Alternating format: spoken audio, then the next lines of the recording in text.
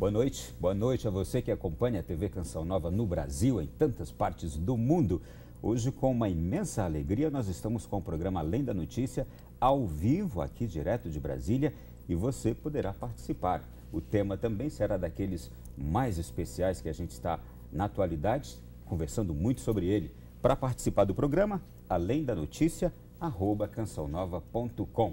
E o tema do nosso programa hoje é erotização infantil e o Plano Nacional de Educação. Eu já quero aqui apresentar nossos convidados. Recebo com grande prazer o Padre Rafael Fornazier, assessor nacional da Comissão de Vida e Família da CNBB. Seja muito bem-vindo. Padre Rafael, tudo bem? Tudo bem, Ronaldo. Obrigado pela acolhida. É um prazer estar aqui novamente com vocês. Prazer muito grande recebê-lo. E pela primeira vez, doutora Damares Alves, advogada, educadora e pastora evangélica. Um prazer recebê-la. Uma alegria, Ronaldo. Uma alegria estar aqui com vocês nesse programa. Eu já conhecia de um vídeo do YouTube. Sim. E também de contatos pela Rede Canção Nova de Rádio. Sim, sim. Estamos sempre juntos ali no programa, trazendo as notícias lá dos bastidores do Congresso Nacional. Mas é uma alegria estar aqui com você. Também. Você de casa que está nos acompanhando agora já percebeu que o programa de hoje terá uma abrangência daquelas mais diversas e, sobretudo, o tema nos une. A temática nos une a nós todos, sociedade cristã brasileira. Bom, eu só quero introduzir dizendo o seguinte: a sociedade em que vivemos, a mesma sociedade que condena os terríveis crimes envolvendo pedofilia, por exemplo, também é a mesma sociedade que promove uma cultura que valoriza a erotização precoce dos pequenos, nossos filhos, e faz disso uma fórmula imbatível para vender produtos, criar moda, influenciar pessoas, seja nos anúncios publicitários, nas novelas, nos programas de auditório, publicações ou em músicas. Bombardeadas por essas informações, muitas crianças têm o seu desenvolvimento afetado, acelerando fases importantes da vida e acabam transformadas em mini-adultos, muitas vezes frustradas. Nós vamos conversar sobre essa temática e nela também o Plano Nacional de Educação, que os senhores estão acompanhando muito bem. Peço-lhes uma introdução sobre os dois assuntos que a gente já aqui abriu para a nossa conversa da noite. Padre Rafael, Damares. Vou lançar um pouco a bola em campo e a Damares depois completa um pouquinho, né?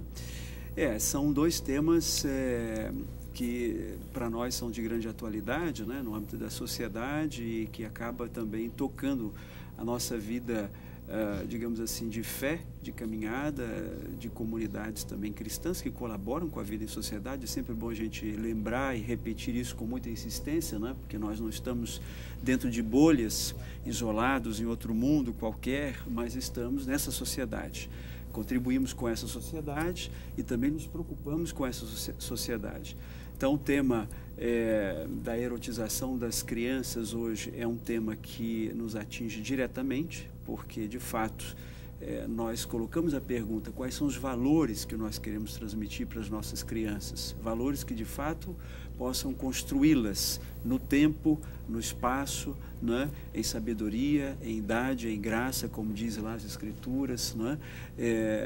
E, por outro lado, a gente percebe que na organização, na proposta de organização da nossa estrutura educacional no Brasil, nós vamos ver algumas atitudes e iniciativas que parecem ir mais de encontro a certos valores que são fundamentais na história da humanidade e permanecem. Não é uma questão somente aqui de saudosismo ou de tradições, mas muitos jovens percebem isso como sendo valores ainda atuais. Então, nós nos questionamos o que se quer propor hoje para a educação, sobretudo na área da sexualidade. E é importante lembrar que quando a gente fala do Plano Nacional de Educação, ou daquilo que se pretende transmitir na área da sexualidade, muitas vezes se fala mais de orientação do que propriamente de educação, que é um assunto que é também uma distinção que a gente tem que fazer e perceber justamente qual é a proposta que se faz. Não é? Bom, muito bem. Doutora. Eu acho interessante a gente tentar conduzir o debate hoje, falar de erotização na educação. Porque se a gente falar para todo mundo sobre erotização infantil, está evidente. Basta você entrar em qualquer canal de vídeo na internet hoje, você coloca lá danças sensuais com criança, você vai encontrar multiplicidade de vídeos e de imagens. Então, a sociedade já está habituada com isso, já está convivendo com isso. Mas o que a gente tinha que chamar a atenção aqui hoje é que nós estamos vivendo um momento no país em que a educação está a serviço da apologia à erotização de crianças.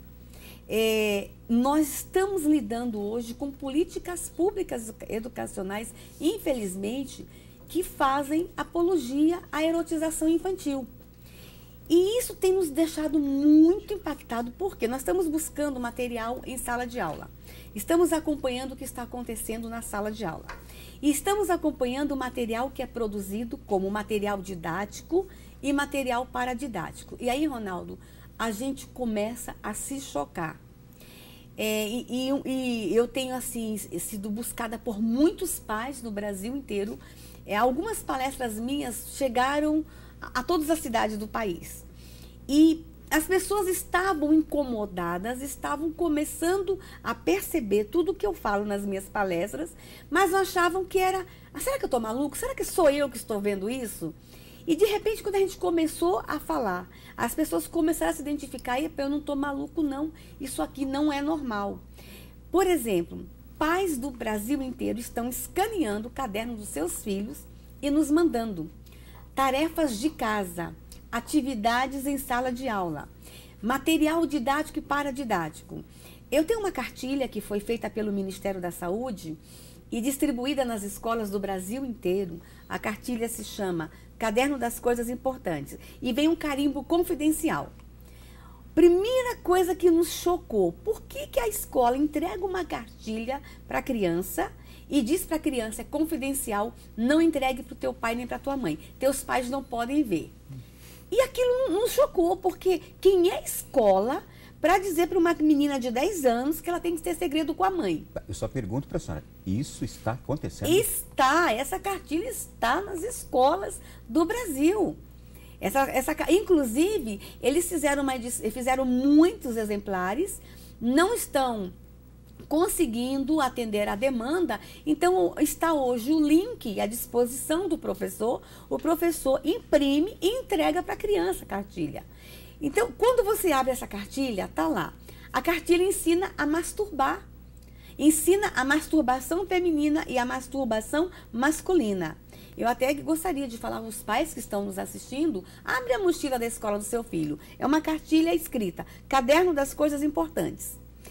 Ensina a menina a ficar relaxada e introduzir o dedo na vagina para se masturbar. Ensina o menino como se masturbar. Essa mesma cartilha tem algumas pérolas. Por exemplo, fala sobre ficadas. E lá diz o seguinte, que ficadas, eu vou usar a palavra que está na cartilha. Ficadas é namorar, beijar e transar. E traz a palavra transar de uma forma assim muito natural. E a palavra transar, a palavra tesão, a palavra sexo, tem sido usado no material didático para crianças a partir de 7 anos no Brasil. Uma linguagem que a gente questiona. Aí nessa cartilha fala o que é ficar e recomenda que a criança escreva as suas mais espetaculares ficadas. Com quem foi, onde foi, como foi e se gostou. Por isso que era confidencial, que a criança não podia mostrar para a mãe. E aí o menino cristão, que não fica, porque nas nossas comunidades evangélicas e católicas, nós estamos dizendo para o menino que ficar não é legal. Esse menino não está preenchendo a cartilha, com quem ficou, onde ficou, aí os outros estão rindo dele. Então veja a confusão. Mas a cartilha ela é tão terrível, Ronaldo, que lá tem um item que fala, pasme, que na vagina da mulher tem o ponto G. E que é um certo lugar na vagina da mulher tem o ponto G. E que se a menina procurar, ela vai encontrar o ponto G na vagina, onde ela sente mais prazer.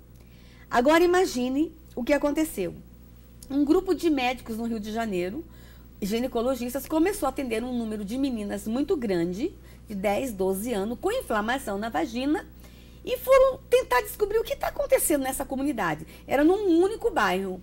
As meninas estavam introduzindo o dedo na vagina, procurando o tal do ponto G que o ministro da Educação falou que existe. Eu pergunto, isso é material didático? Isso é material para ser distribuído em escolas públicas? Não, e para crianças dessa idade? A partir de 10 anos. Aí em Rondônia, nós tivemos uma outra cartilha. Esse material ele é recomendado pelo MEC. E, para nossa tristeza, tem a chancela do Ministério da Saúde, do Ministério da Educação e da Unicef. Imagine.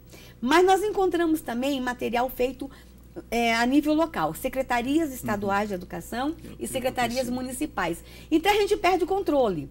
O que é feito a nível federal, ainda dá para a gente acompanhar aqui em Brasília o material que está sendo produzido. Mas o que está sendo feito nas secretarias municipais?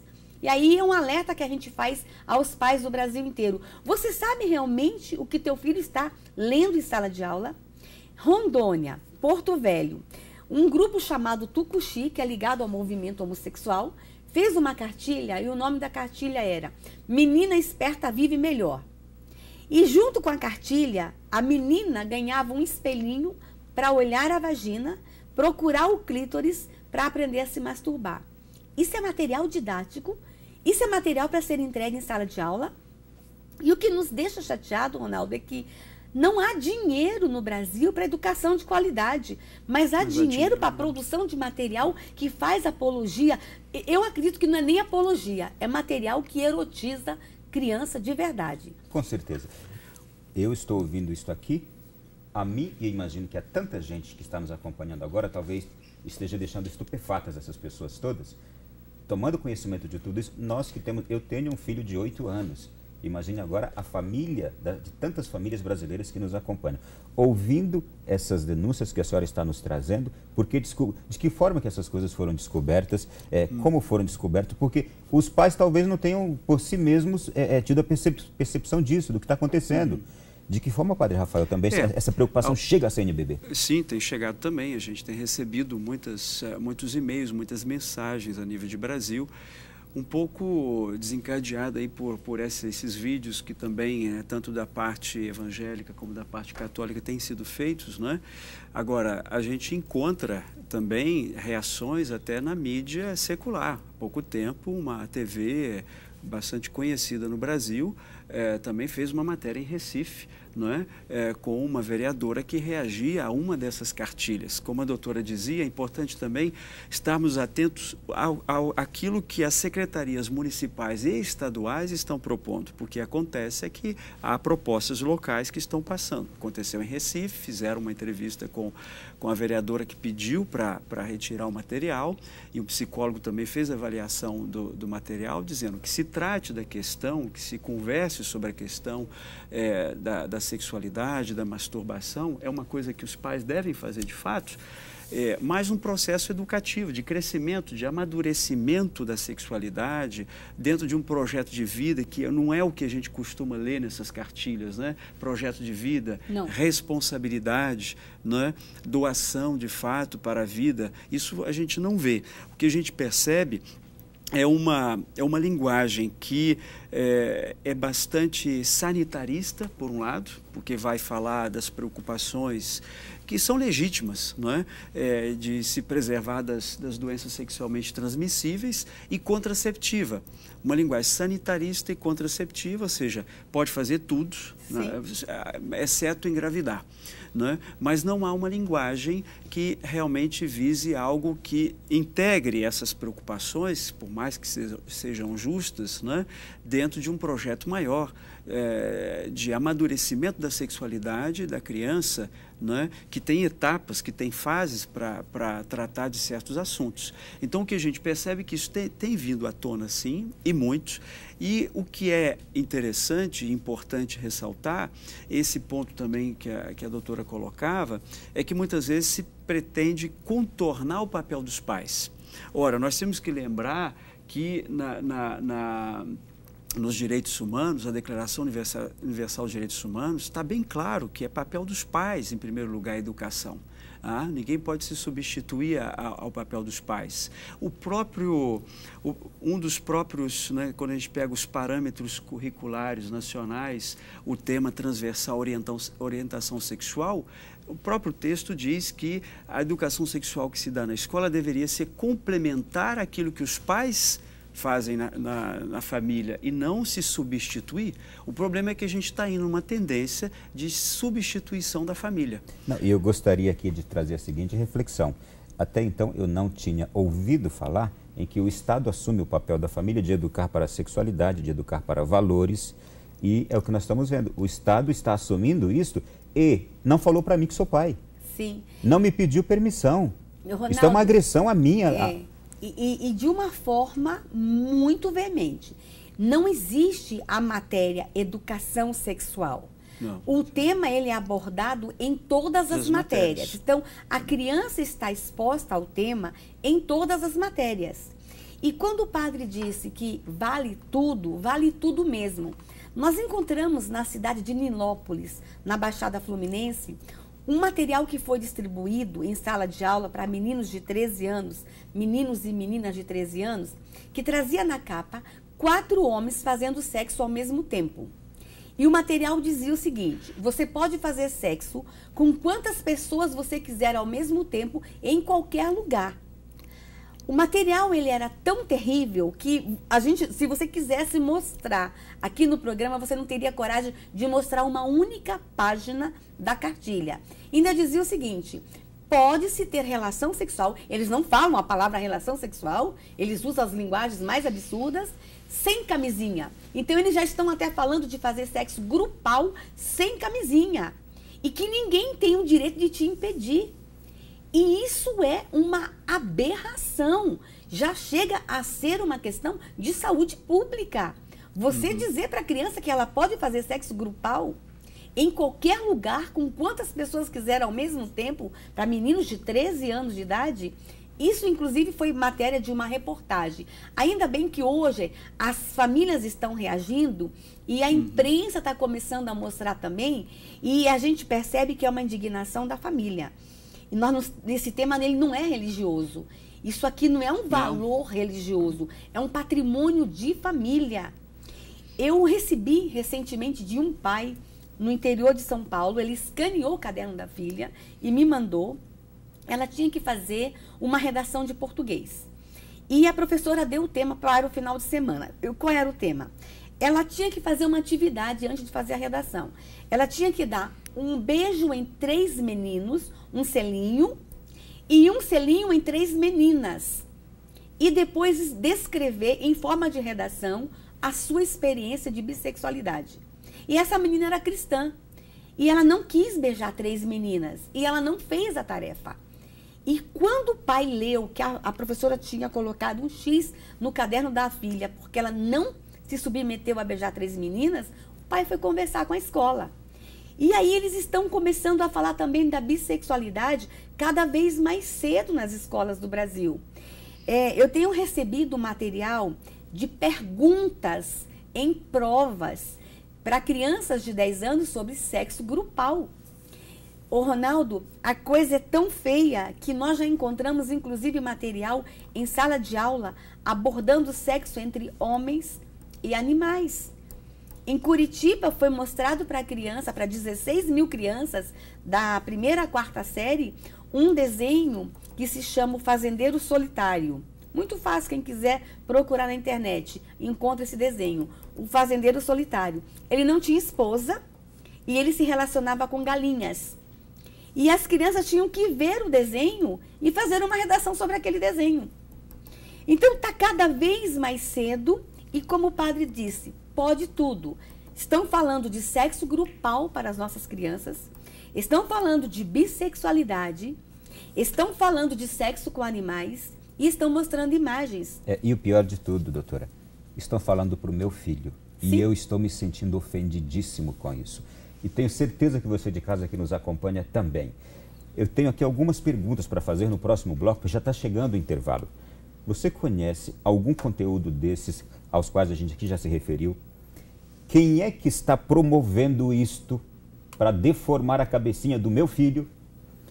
por que nosso governo está se prestando a este serviço e, mais ainda, que nome você dá a este pouco que você ouviu aqui, o que está acontecendo? Que nome você dá a isto que está acontecendo? No próximo bloco a gente vai tentar encontrar respostas para isso. Já, já.